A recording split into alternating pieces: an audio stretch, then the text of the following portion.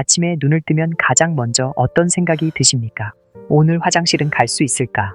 이런 생각이 하루의 첫 번째 걱정이 되신 적이 있으십니까? 손주들과 나들이 약속이 잡히면 설레는 마음보다 불안한 마음이 먼저 생기신 적 있으십니까? 가족 여행을 앞두고 짐 챙기는 것보다 화장실 걱정이 더 크셨던 적은요? 그 마음 저는 진료실에서 수없이 듣습니다. 오늘 이 이야기는 바로 그분들을 위한 이야기입니다. 많은 어르신들이 변비를 단순한 불편함으로 여기십니다. 나이 들면 원래 그런 거 아닌가? 채소 더 먹으면 낫겠지. 물 많이 마시면 되겠지.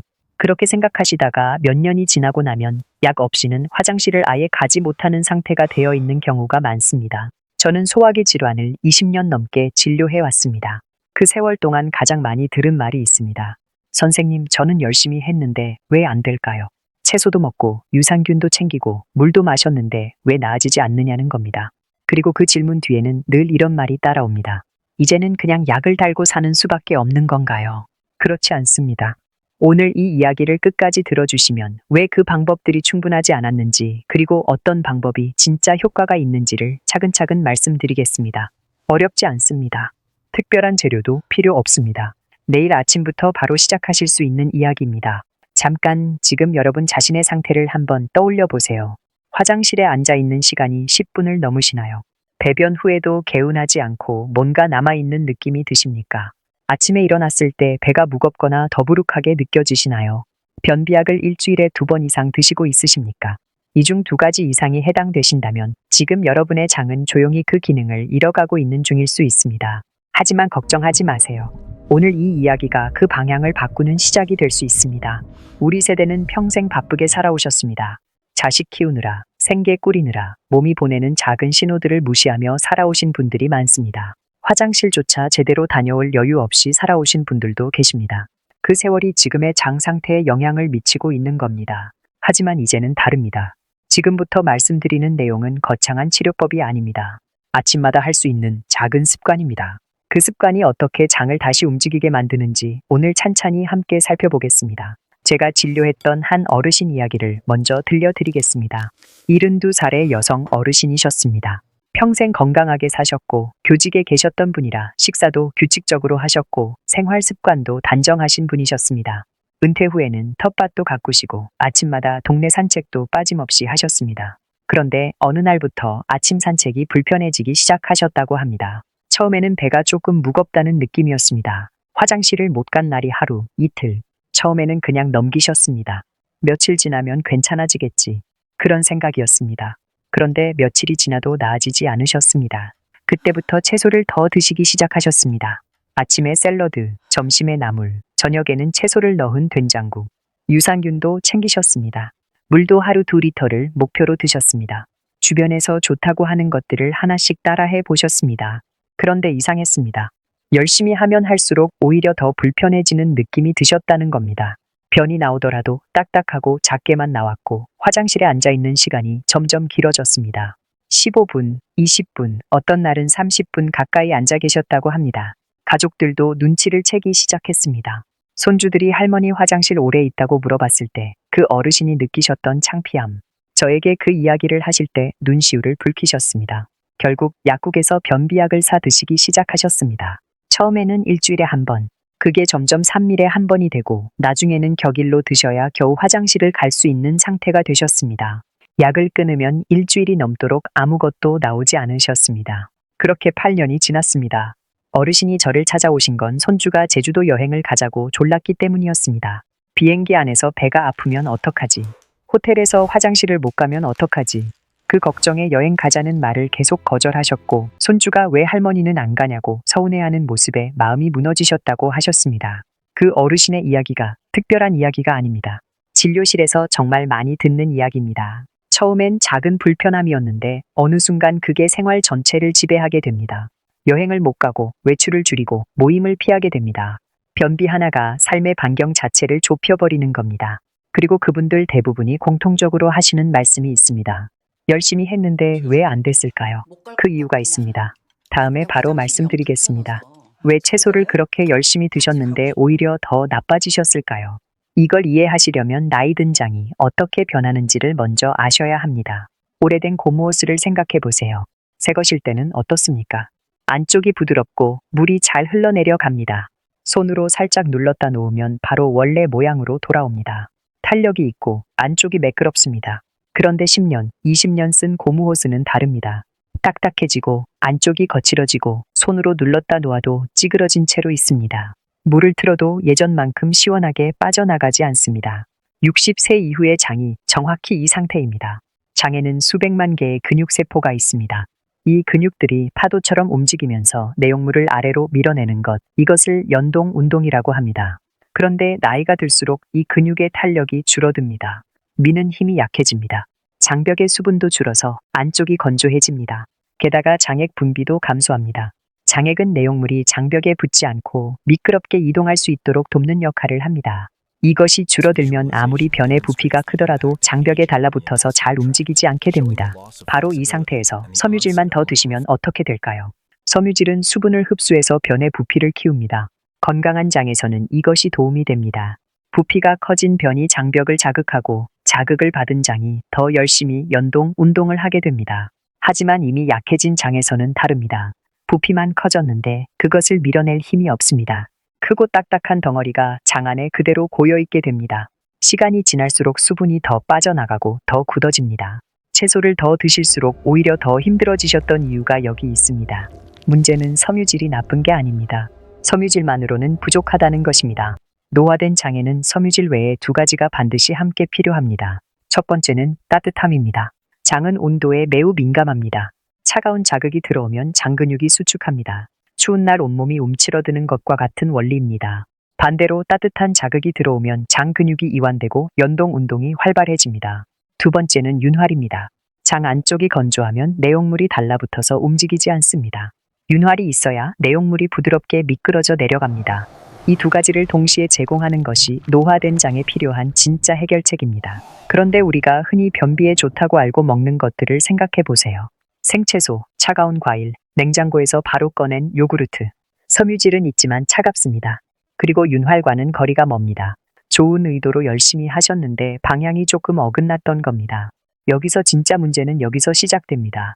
이 상태에서 변비약을 드시기 시작하면 또 다른 악순환이 생깁니다. 변비약은 장을 강제로 수축시킵니다. 억지로 짜내는 방식입니다. 단기적으로는 효과가 있습니다. 하지만 장이 그 자극에 익숙해지면 스스로 움직이는 법을 잊어버리기 시작합니다. 마치 오랫동안 목발을 짚은 사람이 걷는 법을 잊어버리듯이 약을 드실수록 약 없이는 더 안 된다는 느낌이 드셨던 분들, 그것이 착각이 아닙니다. 실제로 그렇게 되어가고 있는 상태입니다. 그래서 약을 끊는 것이 더 어렵게 느껴지는 겁니다. 하지만 이 흐름은 바꿀 수 있습니다. 몸은 생각보다 조용히 신호를 보냅니다. 변비가 악화되는 과정은 갑자기 일어나지 않습니다. 아주 천천히 눈치채기 어렵게 진행됩니다. 그래서 많은 분들이 이미 상당히 진행된 상태에서야 저를 찾아오십니다. 처음에는 이틀에 한 번이던 것이 사흘에 한 번이 됩니다. 특별히 아픈 것도 아니고 그냥 좀 뜸해진 것 같다는 정도입니다. 이 단계에서 많은 분들이 채소를 더 드시거나 물을 더 마시는 방법으로 스스로 해결하려 하십니다. 그런데 며칠 지나도 나아지지 않으면 다음으로 넘어가게 됩니다. 배가 자꾸 더부룩합니다. 식후에도 속이 편하지 않습니다. 아침에 일어났을 때 배가 무겁고 가스가 찬 느낌이 납니다. 식욕도 조금씩 줄어드는 경우가 있습니다. 이것이 두 번째 단계의 신호입니다. 이 단계에서 변비약을 처음 드시는 분들이 많습니다. 약국에서 쉽게 살 수 있고 드시면 효과가 납니다. 한 번, 두 번 그렇게 드시다 보면 어느새 주기적으로 의존하게 됩니다. 처음에는 일주일에 한 번이었는데 점점 짧아집니다. 세 번째 단계가 시작되면 상황이 달라집니다. 약을 드셔도 예전만큼 시원하게 나오지 않습니다. 양이 적고 딱딱하고 화장실에 앉아 있는 시간이 길어집니다. 힘을 많이 주게 됩니다. 항문 주변이 불편해지거나 출혈이 생기는 경우도 있습니다. 이 단계에서는 단순한 변비를 넘어 다른 문제가 동반될 수 있어서 반드시 전문의 진료를 받으시는 것이 중요합니다. 하지만 이 단계에 이르기 전 훨씬 이른 시점에 신호를 알아차리시는 것이 중요합니다. 지금 이 이야기를 들으시면서 내가 지금 어느 단계인지를 한번 생각해 보시면 좋겠습니다. 그리고 이와 함께 우리가 무심코 반복하는 몇 가지 습관들이 장을 더 빨리 나쁜 방향으로 이끌고 있다는 것도 알아두시면 좋습니다. 아침에 차가운 물을 드시는 분들이 많습니다. 찬물을 마시면 장이 깨어난다고 알고 계신 분들이 있습니다. 실제로 일부 자료에서 그런 이야기가 나오기도 합니다. 하지만 이것은 장의 연동 운동이 활발한 젊은 분들에게 해당하는 이야기입니다. 밤새 활동을 멈추고 천이 내려간 상태에서 차가운 자극이 들어오면 이미 약해진 장은 오히려 더 수축합니다. 물 한 컵을 마시는 것인데 그 온도 하나가 이렇게 차이를 만듭니다. 또 화장실에서 너무 오래 앉아 계시는 분들도 많습니다. 안 나오면 계속 기다리면 될 것 같은 마음이 드십니다. 하지만 오래 앉아 있을수록 항문 주변 혈관에 압력이 쌓이고 골반 근육이 피로해집니다. 억지로 힘을 주는 것도 마찬가지입니다. 신호가 없는데 억지로 밀어내려 하면 장에도 항문에도 부담이 됩니다. 그리고 물을 한꺼번에 많이 드시는 분들도 계십니다. 하루 2리터를 마셔야 한다는 말을 들으시고 아침에 한꺼번에 500ml씩 드시는 경우가 있습니다. 그런데 한꺼번에 들어온 많은 양의 물은 대부분 신장에서 걸러져 소변으로 빠져나갑니다. 장에 도달하는 양은 생각보다 훨씬 적습니다. 물은 조금씩 자주 드시는 것이 장에 훨씬 효과적입니다. 이 단계에서 차이가 나타나기 시작합니다. 같은 나이, 비슷한 식습관을 가지신 분들도 장 건강에 차이가 생기는 이유는 이런 작은 습관들 때문인 경우가 많습니다. 그리고 이 습관들은 오늘 당장 바꿀 수 있습니다. 자, 이제 본격적으로 무엇을 어떻게 하시면 되는지 말씀드리겠습니다. 핵심은 간단합니다. 따뜻함과 윤활, 이 두 가지를 아침에 장에 제공하는 것입니다. 제가 진료하면서 가장 많이 권하는 방법 중 하나가 들기름입니다. 들기름이라는 말에 의아해 하시는 분들이 계십니다. 기름을 그냥 먹으면 살이 찌거나 건강에 안 좋은 거 아닌가 하고요. 우리 세대는 기름은 무조건 안 좋다는 이야기를 들으며 살아오셨으니까요. 하지만 기름에도 종류가 있습니다. 들기름은 식물성 기름 중에서 오메가3 지방산 함량이 가장 높은 기름입니다. 오메가3은 장 점막을 부드럽게 만들어주고 건조해진 장 안쪽에 촉촉함을 돌려줍니다. 마른 고무호스 안쪽에 부드러운 기름을 발라주는 것과 같은 효과입니다. 또한 기름 성분이 소장에 도달하면 우리 몸은 자연스럽게 특정 호르몬을 분비합니다. 이 호르몬은 장에 신호를 보냅니다. 이제 움직일 시간이라는 신호입니다. 약처럼 강제로 수축시키는 것이 아닙니다. 몸 스스로 만들어내는 자연스러운 신호입니다. 그리고 기름이 장을 따라 내려가면서 장벽에 얇은 막을 만들어줍니다. 이 막이 변과 장벽 사이의 마찰을 줄여줍니다. 딱딱했던 변도 이 윤활막 덕분에 훨씬 부드럽게 내려가게 됩니다. 그렇다면 어떻게 드시면 될까요? 아침에 눈을 뜨시면 가장 먼저 따뜻한 물 한 컵을 준비하세요. 마실 수 있을 만큼 따뜻한 온도면 됩니다. 이 물을 천천히 서두르지 않고 드세요. 한 모금 마시고 잠깐 쉬고 또 한 모금. 이렇게 2분에서 3분에 걸쳐 한 컵을 드시면 됩니다. 이 따뜻한 물이 밤새 차갑게 식어 있던 장을 데워줍니다. 장 전체에 이제 활동할 시간이라는 신호가 전달됩니다. 그리고 5분을 기다리세요. 이 5분이 중요합니다. 물이 위를 지나 장 쪽으로 이동하면서 장벽을 촉촉하게 만들기 시작합니다. 장이 준비될 시간을 주는 겁니다. 5분 후에 들기름 한 스푼을 드세요. 밥숟가락으로 하나, 약 15ml입니다. 다른 음식에 섞지 마시고 그냥 단독으로 드셔야 합니다. 공복 상태에서 단독으로 들어가야 장까지 직접 도달하는 효과가 있습니다. 들기름 맛이 처음에 낯설게 느껴지시면 꿀을 조금 섞어 드셔도 괜찮습니다. 들기름을 드신 후 30분은 다른 음식이나 음료를 드시지 마세요. 이 30분 동안 들기름이 장을 따라 이동하면서 윤활막을 만들고 호르몬 신호를 일으킵니다. 대부분의 경우 이 30분 안에 자연스러운 배변 신호가 옵니다. 빠르신 분들은 15분, 조금 늦으신 분들은 40분 정도의 신호가 오기도 합니다. 신호가 오면 참지 마시고 바로 화장실에 가세요.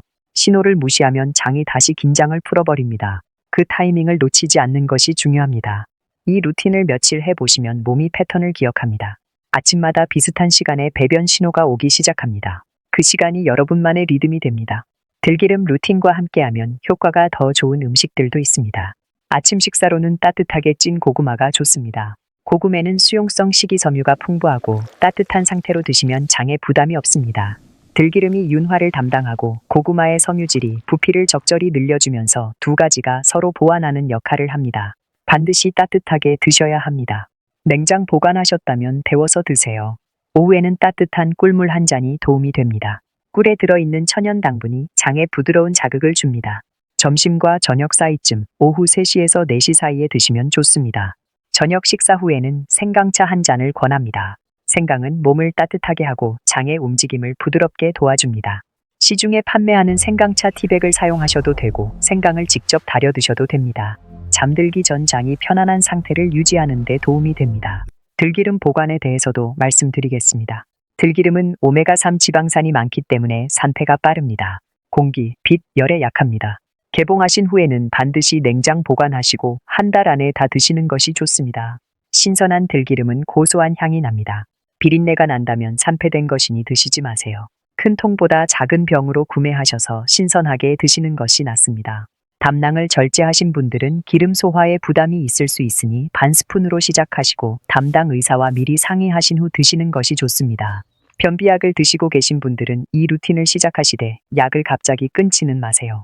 자연 배변이 규칙적으로 이루어지기 시작하면 그때부터 서서히 줄여가시면 됩니다. 천천히 줄여가는 것이 장에 안전합니다. 앞서 이야기해드렸던 그 어르신이 생각납니다. 8년 동안 약 없이는 화장실을 가지 못하셨던 분. 손주가 제주도 여행 가자고 조를 때마다 마음은 가고 싶은데 화장실 걱정에 거절하셨던 분. 그분이 이 루틴을 시작하셨습니다. 처음 며칠은 별 변화가 없었습니다.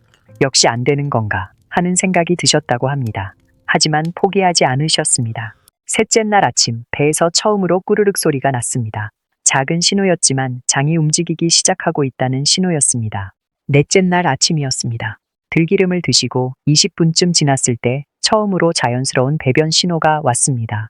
약 없이, 강제로 힘주지 않고, 스스로. 8년 만에 처음 있는 일이었습니다. 그분이 저에게 전화를 주셨습니다. 목소리가 떨리셨습니다. 선생님, 8년 만이에요. 그 한마디가 진료실에서 제가 가장 보람을 느끼는 순간 중 하나였습니다. 그 후 3달이 지나서 그분은 제주도에 다녀오셨습니다.